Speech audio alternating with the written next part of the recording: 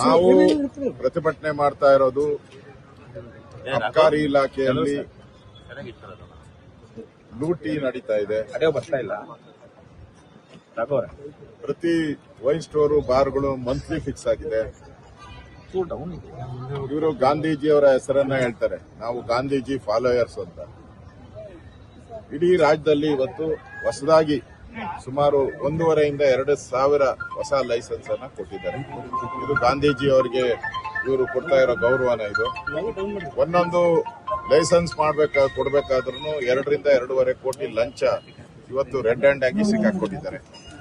ಅಲ್ಲಿನ wine store association ಇದೆ. ಈಗ ರಾಹುಲ್ ಗಾಂಧಿವರೆಗೂ ಕೂಡ ಮನವಿಯನ್ನ ಕೊಡ್ತಾ ಇದ್ದಾರೆ. ನಿಮ್ ಸರ್ಕಾರದ ಮಾನ ಮರ್ಯಾದೆ ಹೋಗ್ತಾ ಇದೆ ಅಂತ ಪ್ರಧಾನಮಂತ್ರಿಗೆ ಕೊಡ್ತಾ ಇದ್ದಾರೆ, ರಾಷ್ಟ್ರಪತಿಗೆ ಕೊಡ್ತಾ ಇದ್ದಾರೆ, ಗವರ್ನರ್ಗೆ. ಈ ಮುಖ್ಯಮಂತ್ರಿ ಕೊಟ್ಟು ಏನು ಉಪಯೋಗ ಆಗಿಲ್ಲ. 6 ತಿಂಗಳಿಂದ ಮುಖ್ಯಮಂತ್ರಿಗೆ 3-4 ಬಾರಿ ಭೇಟಿ ಮಾಡಿದ್ರು ಕೂಡ ನಾನು ನೋಡೋಣ ಮಾಡೋಣ ಅಂತಾರೆ. ಯಾಕಂದ್ರೆ ಇದ್ರಲ್ಲಿ ಪಾಲು ಅವ್ರಿಗೂ ಹೋಗ್ತೈತೆ. ಮುಖ್ಯಮಂತ್ರಿಗೆ ಪಾಲು ಹೋಗಿಲ್ಲ ಅಂದ್ರೆ ಅವ್ರ ಇಷ್ಟೊತ್ತಿಗೆ ಈ ರಾಜೀನಾಮೆ ತಗೋಬೇಕಾಯ್ತು. 3 ವಿಡಿಯೋಗಳು ಬಂದಿದ್ರು. ಕಳೆದ 1 ವರ್ಷದಲ್ಲಿ 3 ವಿಡಿಯೋಗಳು ಬಂದಿದ್ರು. ಡೀಲ್ ನಡೀತಾ ಇರೋದು, ಎಷ್ಟು ರೇಟ್ ಫಿಕ್ಸಿಂಗು, ಮತ್ತೆ ಲೈಸೆನ್ಸ್ ಯಾವ ರೀತಿ ಹಣ ಕೊಡಬೇಕು, ಯಾರ್ಯಾರಿಗೆ, ಇನ್ಸ್ಪೆಕ್ಟರ್ಗೆ ಎಷ್ಟು, ಕಮಿಷನರ್ಗೆ ಎಷ್ಟು, ಮಂತ್ರಿಗೆ ಎಷ್ಟು, ಮಂತ್ರಿ ಮಕ್ಕಳಿಗೆ ಎಷ್ಟು, ಇವೆಲ್ಲ ಒಳ್ಳೆ ಸಿನಿಮಾದಲ್ಲಿ ನಡೀತಾ ಇರೋ ತರ ನಡೀತಾ ಇದೆ.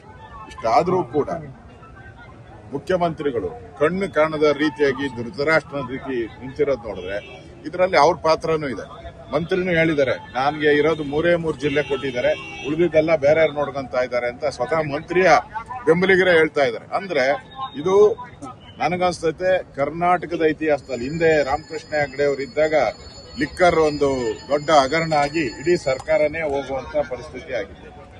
ಇದು 2.5-3 ಸಾವಿರ ಕೋಟಿ ಲೂಟಿ ಮಾಡಿ ಚುನಾವಣೆಗೆ ಕಳಿಸೋಂತ ಹುನ್ನಾರ ಮಾಡಿದ್ದಾರೆ. ಈ ಎಲ್ಲ ಪೂರ್ತಿ ಹಣನೂ ಕೂಡ ಅಸ್ಸಾಂಗೆ, ತಮಿಳುನಾಡಿಗೆ, ಕೇರಳಗೆ ಹೋಗುವಂತದಕ್ಕೆ ಈಗಾಗಲೇ ಎಲ್ಲ ಪ್ಯಾಕ್ ಮಾಡಿದ್ದಾರೆ. ಅಷ್ಟು ಹಣ ಕಲೆಕ್ಟ್ ಮಾಡ್ತಾ ಇದ್ದಾರೆ. ಅದಕ್ಕೋಸ್ಕರ ಮುಖ್ಯಮಂತ್ರಿ ನನ್ಗೆ ಗೊತ್ತೇ ಇಲ್ಲ, ನಾನು ನೋಡೇ ಇಲ್ಲ ಅನ್ನೋ ರೀತಿ ಇಲ್ಲಿ ಕೂತಿದ್ದಾರೆ. ಇದರ ವಿರುದ್ಧ ಈಗಾಗಲೇ ವಿಧಾನಸಭೆಯಲ್ಲಿ ನಾನು ಪ್ರಸ್ತಾಪ ಮಾಡಿದ್ದೀನಿ.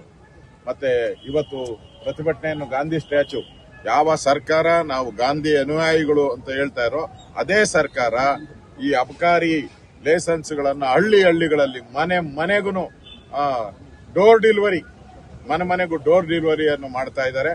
ದೊಡ್ಡ ಭ್ರಷ್ಟಾಚಾರ ನಡೀತಾ ಇದೆ. ಮಂತ್ರಿಯ ರಾಜೀನಾಮೆ ಆಗಲೇಬೇಕು. ಮಂತ್ರಿಯ ರಾಜೀನಾಮೆ ಆಗಬೇಕು, ಇಲ್ಲಾಂದ್ರೆ ಇದು ಮುಖ್ಯಮಂತ್ರಿ ಮನೆ ಕಡೆ ತಿರುಗ್ತದೆ.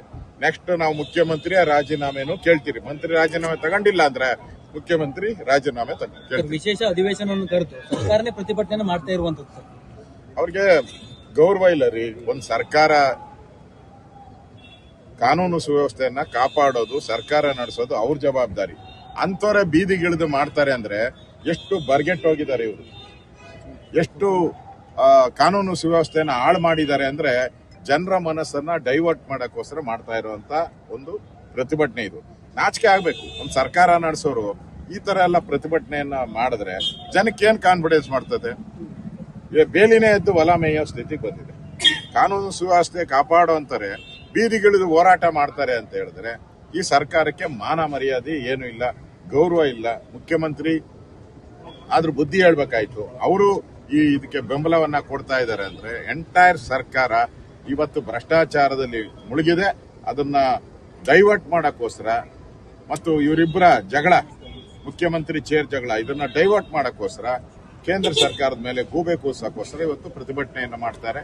ನಾಚಿಕೆ ಆಗ್ಬೇಕು. ಒಂದು ಆಡಳಿತ ಪಕ್ಷ ಈಗ ಪ್ರತಿಭಟನೆ ಮಾಡ್ತಾ ಇರೋದು ನಾಚಿಕೆಗೇಡಿನ ಸಂಗತಿ. ಮತ್ತೆ ಏನು ಕರ್ತಿದ್ರು ಸರ್? ಸದನವನ್ನು ಏನು ಕರ್ತಿದ್ರು? ಕೋಟ್ಯಾಂತರ ರೂಪಾಯಿ ವೇಸ್ಟ್ ಮಾಡಿ ಸದನವನ್ನು ಯಾಕೆ ಕರಿಬೇಕಾಯ್ತು ಅಂತ ಅವರು ಸದನ ಕರೆದಿರೋ ಅಂತದ್ದು.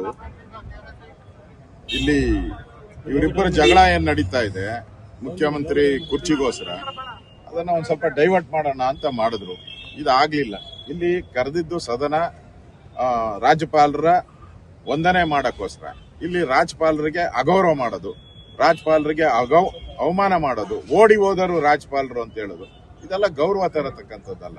ಅದರಿಂದ ಎಂಟೈರ್ ಅಧಿವೇಶನ ನನಗನ್ಸುತ್ತೆ ಕಾಂಗ್ರೆಸ್ಸಿನ ಫೇಲ್ಯೂರ್ ಅನ್ನ ತೋರಿಸುವಂತ ಅಧಿವೇಶನ.